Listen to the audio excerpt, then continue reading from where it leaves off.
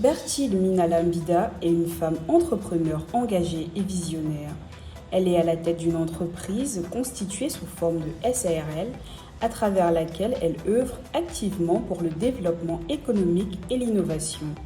En parallèle de ses activités entrepreneuriales, elle est la fondatrice d'une organisation humanitaire dédiée aux actions sociales et humanitaires, avec pour mission d'apporter un soutien concret aux personnes et communautés vulnérables. Animée par un profond sens de l'engagement social et du partage, Bertil s'illustre également dans le domaine littéraire. Auteure de plusieurs ouvrages, elle utilise l'écriture comme un moyen de transmission, de sensibilisation et d'inspiration. À travers ses multiples initiatives, elle incarne un leadership féminin axé sur l'impact social, la solidarité et la transformation positive de la société. Ok, merci Africa 24. Je suis Madame Minala Mbida Berti. Je suis CEO de Himalaya Events, présidente fondatrice de la Fondation Himalaya Cameroun, CEO également de Noir d'Afrique Cosmétiques Sale, auteure et écrivaine. Oui, j'ai eu une enfance assez scrite. Ayant un papa militaire, je ne vous apprends rien, et une maman purement religieuse. Donc j'ai eu une enfance assez stricte, mais qui m'a très vite plongée dans des rêves d'entrepreneuriat. Ah d'accord. Après mon baccalauréat, que j'ai d'ailleurs obtenu au collège Marie-Bernard de Nkwaba, très vite, je suis allée à l'institution tout supérieure où j'ai obtenu un BTS en communication d'entreprise. Une année après, une licence en marketing, management opérationnel et un master. Je me suis arrêtée en cours pour mille et une autres raisons, parmi lesquelles la maternité. Voilà.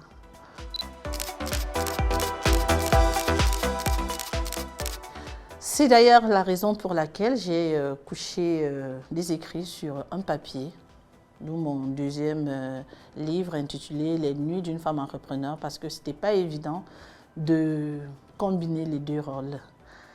Entre être chef d'entreprise, maman à la maison, mais je peux dire que c'est un exercice plutôt passionnant parce qu'il s'agit d'une part d'encadrer les employés, le personnel, de jouer notre rôle de maman, entre guillemets, et d'autre part, assurer l'éducation, l'avenir des enfants.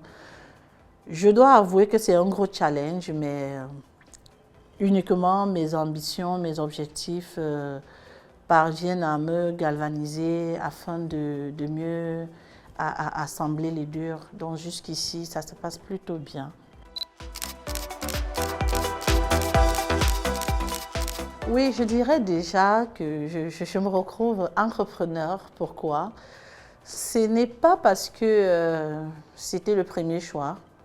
Madame Berti, en face de vous, a fait des concours, mais on accepte que ça reste un concours. Je n'ai pas peut-être été à la hauteur des meilleurs demandés, les places sollicitées. Donc j'ai fait des concours comme l'ENAM, plusieurs concours. Et des années après, j'ai découvert que j'avais un talent de décoration, d'organisation événementielle. Très vite, grâce à une dame, j'aime toujours la saluer, Madame Yumbi Mireille, c'est elle qui me dit, bah, écoute Berti, vous pouvez créer une structure ensemble ou peut-être tu peux créer une activité génératrice de fonds dans laquelle tu peux très bien t'épanouir. C'est d'ailleurs la raison pour laquelle en 2019, j'ai mis sur pied Himalaya Events, qui était avant Himalaya Hostesses Agency. Pourquoi? Parce qu'on avait commencé avec des filles grande de taille élancées. Et je me rappelle, lors de notre prestation au Palais de Congrès, il y a un maire, que je vais taire le nom, qui nous a posé la question, mais elles sont tellement grandes de taille, elles sont tel le mont? J'ai dit oui, tel le sommet de l'Himalaya. Et très vite, j'ai changé de nom, j'ai dit Himalaya Hostesses Agency. pour faire un peu plus grand, pour toucher un peu de tout dans l'événementiel, j'ai décidé de donner le nom de Himalaya Event Salle au moment de légaliser, créer la structure proprement dite. Et des années après, Himalaya Events, on a prélevé 20% pour aider les démunis, d'où la Fondation Himalaya Cameroun, qui suit un programme bien précis. D'ailleurs, le 15 mars 2026, au Hilton Hotel, nous allons organiser un gala de levée de fonds en faveur des personnes à mobilité réduite. Merci.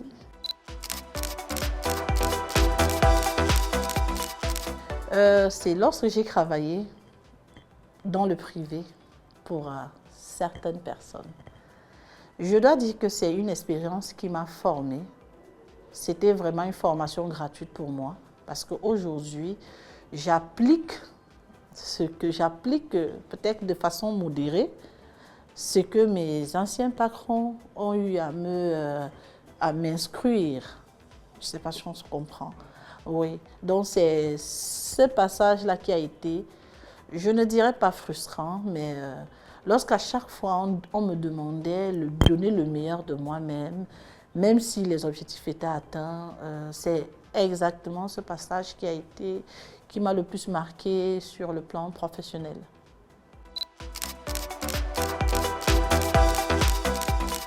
Le travail, je dirais d'abord le travail, ensuite 70% de travail. Certaines personnes me demanderont, et Dieu alors? Je dirais oui, 70% de travail, 20% de Dieu et 10% de ton entourage. Himalaya aujourd'hui va sur 7 années d'entrepreneuriat. C'est un chemin semé d'embûches, semé c'est un chemin assez parsemé d'embûches et d'obstacles. Mais lorsque je suis invitée par exemple à Africa 24 pour présenter, parler de mes entreprises, pour moi, je dirais le travail acharné. J'ai parfois passé des moments, je n'avais pas de vie. Je travaillais 6 heures, 18 heures, 18 heures, 1 heure, 1 heure, 4 heures. Je trouvais un peu de temps pour essayer de ne pas lâcher l'éducation des enfants. Alors, en gros, je dirais à certaines qui veulent peut-être se lancer dans l'entrepreneuriat, le travail, la discipline dans le travail, c'est tout. D'abord.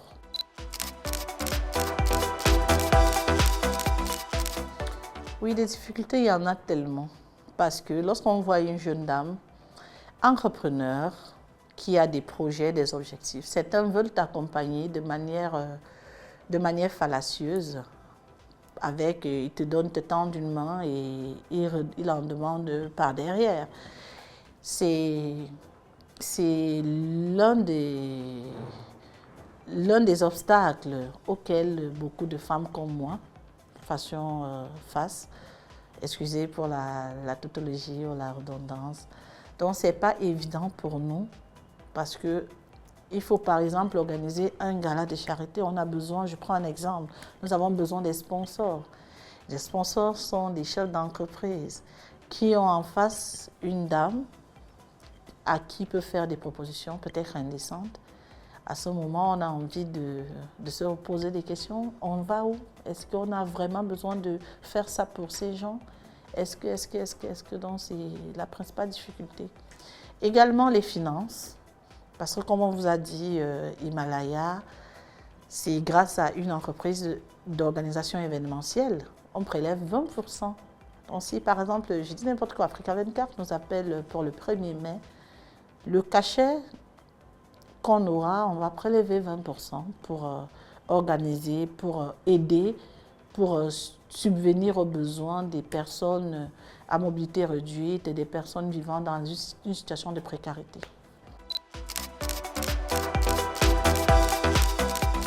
De plus en plus, la femme, comment dirais-je, je ne sais pas l'expression que je peux utiliser, c'est une femme qui s'impressionne déjà elle-même. Et de plus en plus, la femme a une place de choix. parce qu'on ne peut pas énumérer le nombre d'entreprises créées par des femmes, dirigées par des femmes,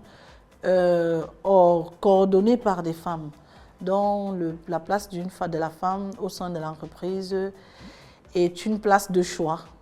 Parce qu'avant, on disait, elle est émotive, est-ce qu'elle pourra gérer les personnels si elle a eu des problèmes avec son mari à la maison. Mais de plus en plus, nous rencontrons des femmes émancipées, des femmes développées moralement, qui ont mindset, qui veulent atteindre les objectifs et elles savent que pour le faire, elles doivent upgrade dans le travail, et ainsi de suite. Bon, je dirais que le leadership féminin reste un pan. C'est d'ailleurs des sujets que nous soulevons généralement lorsqu'on se retrouve avec des femmes pendant des associations comme l'a organisé Madame Karine dernièrement. La femme, on nous donne l'impression d'être celle-là qui peut décider, mais à 90%, ça reste limité. À caractère social, c'est une place, comme je le disais tout à l'heure, c'est une place de choix, parce qu'elle est d'abord maternelle, la femme. Elle sait comprendre contrairement à certains hommes. Lorsqu'on a en face de nous une femme qui sait faire la part des choses, on a à la fois un homme, je dirais un homme et une femme en même temps. Je donnerais l'impression de ne pas soutenir les femmes dans une certaine mesure. Les causes que je défends surtout, c'est, je dirais quoi, la stigmatisation de la femme. Je ne voudrais pas que certaines femmes soient stigmatisées. Qu'on ne dise pas qu'il n'y a pas de femme qui puisse faire ceci. C'est vrai, on a des postes auxquels certaines femmes ne peuvent pas encore accéder au Cameroun. Mais je pense cela est à revoir. On va par exemple citer du poste d'un général. On n'en a pas encore de femme générale au Cameroun. Je ne sais pas si on en aura d'ailleurs. Des gouverneurs, on n'en a pas de femmes gouverneurs. Préfet, on peut citer au bout de doigts. Le Cameroun n'est pas encore prêt à accepter une femme comme présidente de la République. Bon. Et Premier ministre, les 5 premières personnalités d'État sont essentiellement constituées d'hommes. Il n'y a pas de femmes à l'intérieur.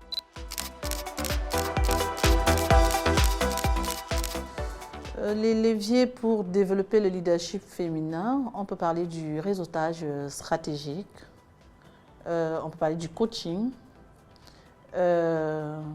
on peut parler d'une politique d'inclusion, parce que beaucoup de femmes, comme je vous disais, sont, je dirais, stigmatisées, mises au banc, peut-être marginalisées. Donc on peut parler du coaching, comme je disais.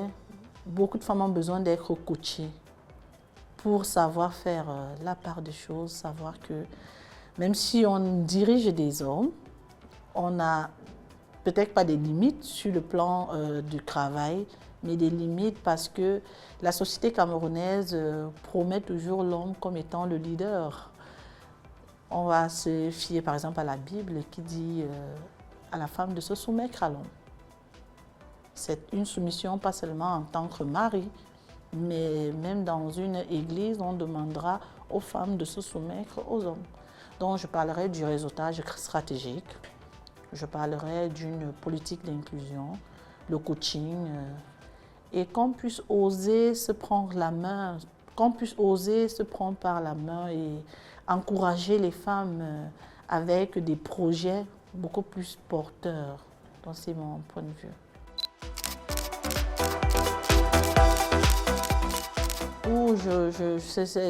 Je pourrais citer jusqu'à demain matin.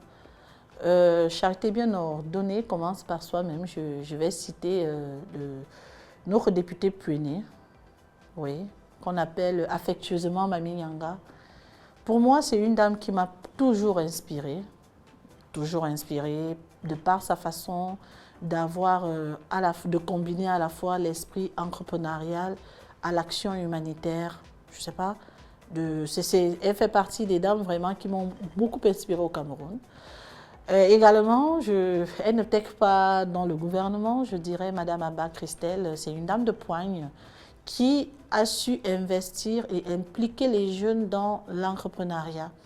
Je suis d'ailleurs en quelque sorte un produit pur de Madame Christelle Abba.